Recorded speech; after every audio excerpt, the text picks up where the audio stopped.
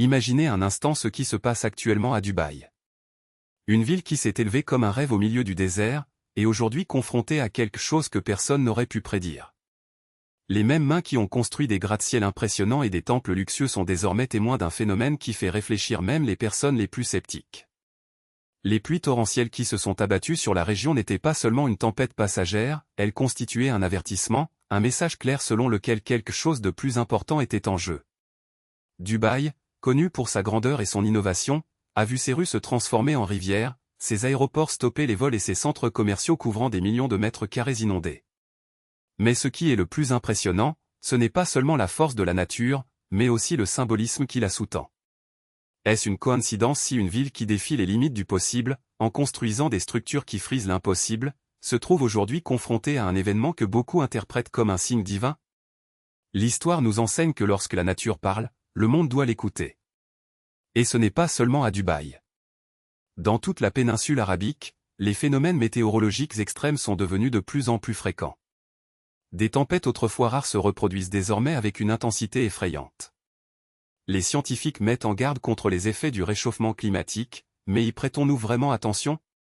Ou continuons-nous à construire, consommer et explorer comme si les ressources de la planète étaient infinies? Les images qui circulent sur les réseaux sociaux ne laissent aucun doute, quelque chose est en train de changer, et vite. Mais il y a ceux qui voient dans ces événements quelque chose qui dépasse la science. Pour beaucoup, ces pluies ne sont pas seulement un phénomène météorologique, mais un puissant rappel. Un rappel que, peu importe les efforts déployés par l'homme pour dominer la nature, il existe des forces qui échappent de loin à notre contrôle. La construction de temples et de monuments sur des terres sacrées, l'exploitation effrénée des ressources naturelles, l'arrogance de croire que l'on peut défier les lois divines, tout cela a un prix. Et si ces événements étaient un avertissement? Et s'ils constituaient un appel à l'humanité pour qu'elle repense ses priorités avant qu'il ne soit trop tard? L'histoire regorge d'exemples de civilisations qui ont ignoré les signes et ont payé le prix fort pour cela. Dubaï, malgré toute sa modernité, n'échappe pas à cette réalité. Les images d'inondations, de rues inondées et de personnes luttant pour se protéger ne sont pas seulement une nouvelle, elles sont le miroir de ce qui peut arriver lorsque nous remettons en question les limites de ce qui est naturel. Qu'est-ce qui nous attend dans le futur? Plus de tempêtes, plus de catastrophes, plus de signes indiquant que la planète réagit à notre négligence? Ou est-il encore temps de changer? Le choix nous appartient.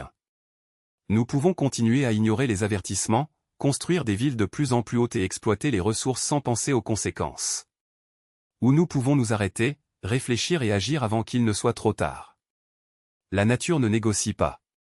Elle agit simplement. Et lorsqu'elle agit, aucune technologie, richesse ou pouvoir ne peut l'arrêter. Dubaï nous l'a clairement montré. Maintenant, c'est à nous de décider si nous allons tirer les leçons de cette leçon ou si nous continuerons à suivre le même chemin, jusqu'à ce qu'il n'y ait plus de retour en arrière. Le temps presse.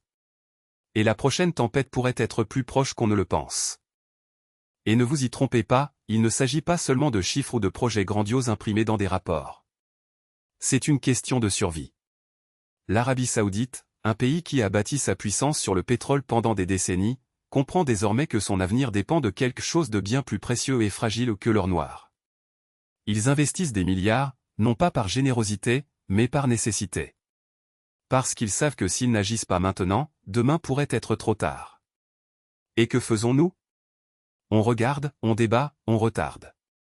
Pendant ce temps, le désert avance, les rivières s'assèchent et l'air que nous respirons se remplit de poison. Ce n'est pas alarmiste, c'est la réalité. Chaque arbre abattu, chaque rivière polluée, chaque espèce disparue est une brique de moins sur le pont qui nous soutient. Et lorsque ce pont s'effondrera, il n'y aura ni technologie, ni argent, ni influence pour nous sauver. L'initiative saoudienne n'est pas un miracle, mais un avertissement. Un rappel que la nature n'attend pas nos décisions politiques, nos intérêts économiques ou nos convenances. Il suit son cours, sans relâche. Et si nous continuons à ignorer les signes, le prix que nous paierons ne sera pas seulement en dollars ou en acres de terre perdus, il sera en vie, en avenir, en tout ce que nous avons encore une chance de préserver.